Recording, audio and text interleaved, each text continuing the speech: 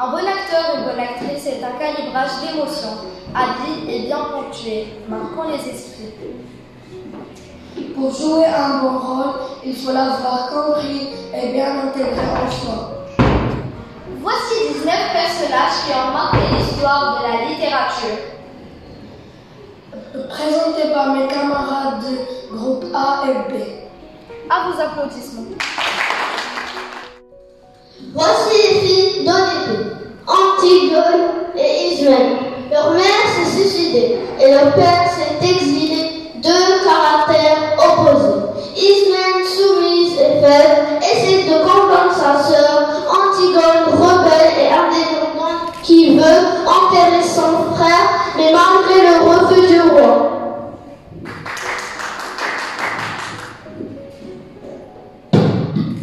Nous ne pouvons pas. Pourquoi? Il nous ferait mourir. Bien sûr, à chacun son rôle. Lui, il doit nous faire mourir. Et nous, on doit aller enterrer notre frère. C'est comme ça que ça a été distribué. Je ne veux pas mourir. Moi aussi, j'aurais bien voulu ne pas mourir. Écoute, Jocelyne, je réfléchis plus que toi. Il y a des fois où il ne faut pas trop réfléchir. J'ai pitié moi aussi de mon frère, mais je reprends le tremble. Moi, je ne veux pas comprendre un peu. Il est le roi, il faut qu'il donne l'exemple. Moi, je ne suis pas le roi. Il ne veut pas que je donne l'exemple, moi. Écoute, moi j'ai raison plus souvent que toi. Je ne veux pas avoir raison. Essaie de comprendre au moins. Oh. Il est plus fort que nous, Antigone. Il est le roi et tous comme nous dans la ville. Je ne t'écoute pas. Ils nous prendront avec leurs 1000 bras, leurs 1000 visages et leur unique regard. Ils nous cracheront à la figure. Il faudra avancer dans leur haine sur la charrette. Il faudra souffrir, sentir que la douleur monte. Oh, je ne peux pas, je ne peux pas. Va-t'en toucher, Ismène. C'est la guerre entre Albe et Rome. Sabine, c'est belle dame Albelle, et l'épouse d'Horace, un fort chevalier romain. Dans cette lutte, Sabine n'arrive pas à prendre parti. Elle confie dans toute sa souffrance à son amie Julie, d'Andromède, le déchirement de son cœur partagé entre son pays d'origine et celui de son mari. Approuvez ma faiblesse et souffrez ma douleur. Elle n'est que trop juste pour un si grand malheur. Le trouble de mon cœur ne peut rien sur mes larmes. Ah, que je crains, Julie, cette bataille affreuse. C'en est peut-être assez pour une inconnue qui du moindre péril suffit l'infortune, mais de cette faiblesse un grand cœur. Et en eux, il ose espérer tout dans un succès douteux. Les deux camps sont jetés de la muraille. Mais Rome ignore encore comment faire une bataille. Loin de trembler pour elle, il faut applaudir. Puisqu'elle va combattre, elle va s'agrandir. Bannissez des frayeurs si belles, et quand celui des deux, digne du romain. Mais je suis romaine, hélas, puisque Horace est romain. J'en ai reçu le titre en recevant sa main. Mais ce nœud me tend en esclave enchaîné. C'est m'empêcher de voir en quel lieu je suis. Ah, je commençais de respirer le jour. Ah, mon cher pays et mon premier amour. Lorsqu'entre nous et toi je vois la guerre ouverte, je crains notre victoire autant que notre perte. Rome, si tu te plains que l'as trahir, fais-toi des ennemis que je puisse haïr.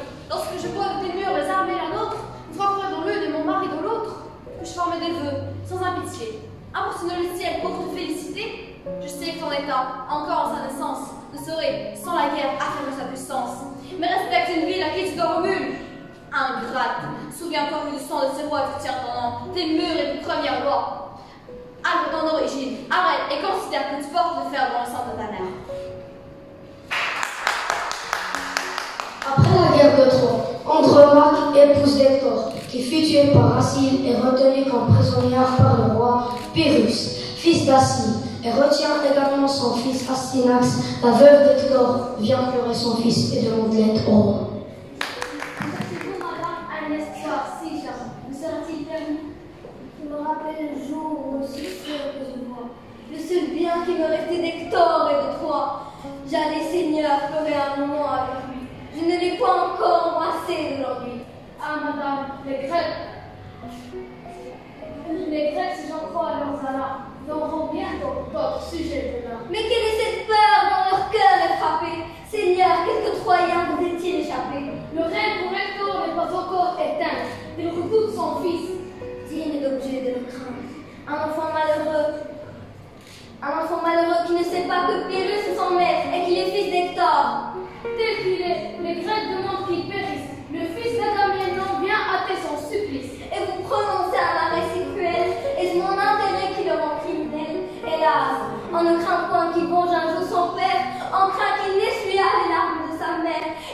obtenu mieux d'un père et d'un époux. Mais il me faut tout perdre, et tout ça par beaucoup.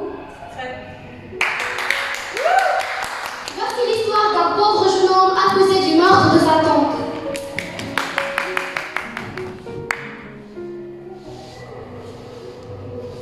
Je suis condamnée à mort.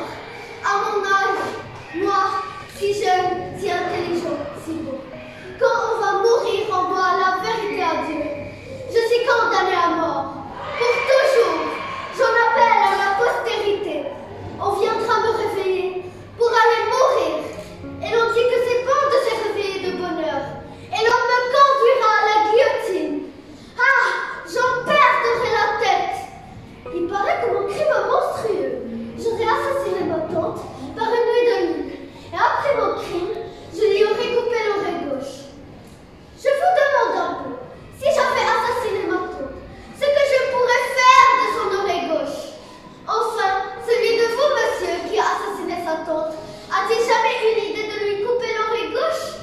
Et vous, sauf une victime de la fatalité, sachez que vous pouvez être un jour comme moi condamné à mort pour avoir mangé l'oreille gauche de votre tante. Ne privez pas la société d'un homme si jeune, si intelligent, si beau. Oh, grâce, grâce. Lala Zubeda est un personnage clé de l'histoire du roman La Boîte à Nerveux. Ahmed Zafrari, c'est la mère du narrateur, avec sa voisine Rahma. Et se lance mutuellement de l'insulte qui les rabaisse. Et tous les deux. Abrianis. Hé, Rahma, je sais qui tu es, toi. Une mendiante d'entre les mendiantes, une domestique d'entre les domestiques, une femme huppée, crottée et pouilleuse, une lécheuse de plats qui ne mange jamais à sa faim. Et ton mari, parle-moi un peu de cet être difforme, à la barbe bronchée de mythe, qui sent l'écurie et qui brille comme un âne. C'est Cosette, petite fille de 8 ans, maigre et blême, enfant maltraité par les Thénardier individus de la pire espèce. Cosette est un personnage principal du roman Les Misérables, créé par Victor Hugo. Ils vont arriver bientôt, et je n'ai pas fini de laver, de brosser et de cirer le parquet. Et puis sans un répit, j'irai servir aussi. Ah, pourtant, la Thénardier me battra quand même. Je sais, mais j'ai pris l'habitude. Et ça me fait moins mal que ma solitude.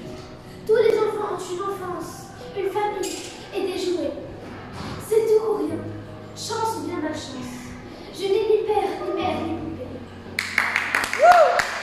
Gavroche est un enfant des rues, effectuant de menus travaux pour survivre. Malin et généreux, il aide les enfants miséreux comme lui, jusqu'au jour où des revoltes éclatent à Paris. Il se retrouve mêlé au combat. Mon père rappelle, c'est la faute à Robert. Le nez dans le ruisseau, c'est la faute à Rousseau. Je ne suis pas notaire, c'est la faute à Voltaire. Je suis petit oiseau, c'est la faute à Rousseau. Bonjour Paris, c'est moi Gavroche. Là ma famille, là ma maison. Rien dans les mains, rien dans les poches. J'ai tout le cœur de ma chanson. Et pourtant, je me démerde et j'y vois clair, surtout la nuit. De Montmartre à Montsouris et de Montsouris à Belleville. Les timides, les caïds, suivez le guide. Je suis tombée par terre, c'est la faute à Voltaire. Le nez dans le ruisseau, c'est la faute à Rousseau. Je ne suis pas notaire, c'est la faute à Voltaire. Je suis petit oiseau, c'est la faute à Rousseau. Rodrigue et Simone vont se marier, cependant leur père Dandieg et le comte de Gourmand se disputent car Don Gomé est jaloux de voir Dandieg être nommé précepteur auprès du roi. Il donne alors un soufflet à Dandieg Il lui donne une giflée sur la joue. Celui, vu son grand âge, demande à son fils Rodrigue de venger son honneur. Ô rage, ô désespoir, ô vieillesse ennemie, n'ai-je donc tant vu de Dieu pour cette infamie?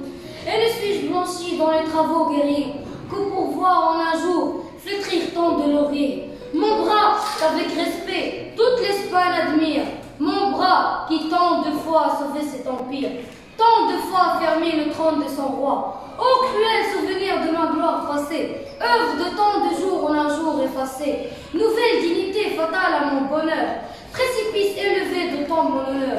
Faut-il de votre éclat voir triompher le compte et mourir sans vengeance ou vivre dans la honte? Va, quitte désormais le dernier des hommes. Va, passe pour me venger en de meilleures mains.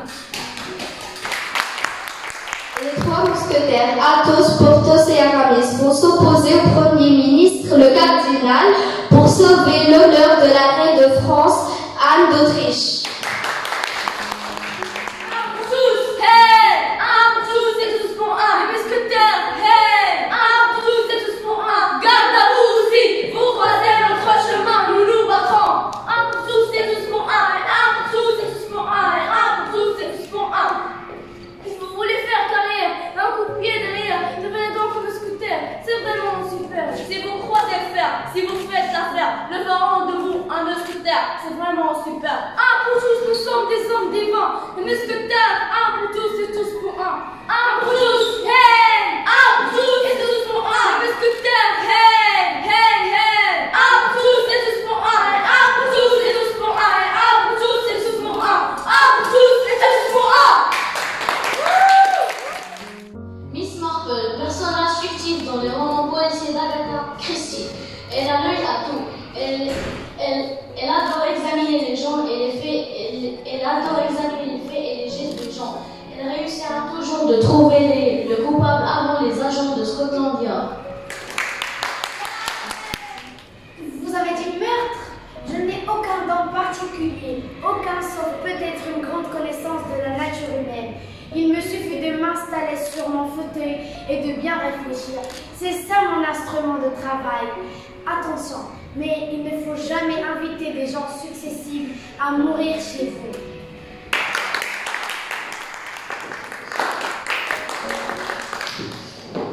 Voici Javert, un personnage du roman Les Misérables, écrit par Victor Hugo. Il vit que pour faire respecter les lois. Un inspecteur qui a consacré sa vie à poursuivre Jean Valjean, qui vient de passer 19 ans en bagne, juste pour avoir volé une miche de pain. Ta conversation commence. Est-ce que je comprends? Oui, je suis libre. Non, ça veut dire qu'on te donne un passeport jaune. Tu es un criminel. Juste pour avoir pris une miche de pain, on avait faim. L'enfant de ma sœur était mourant. Tu as volé ce pain. Oui, j'ai cassé un carreau et je l'ai payé cher. Tu payeras encore si tu n'apprends pas à respecter la loi. La loi, elle m'a volé 19 années. C'est ton pour tes méfaits et le reste pour avoir voulu fuir 24 601. Je m'appelle Jean Valjean. Et moi, jamais. Ne m'oublie jamais. Ne m'oublie jamais 24 601. De tous les humains, l'humain le moins humain, le mortel de tous les mortels, le plus dur et le plus serré. C'est l'homme que vous voyez devant vous, Harpagon, l'avare qui préfère l'argent à ses enfants. Il devient complètement fou suite au vol de sa cassette pleine d'argent.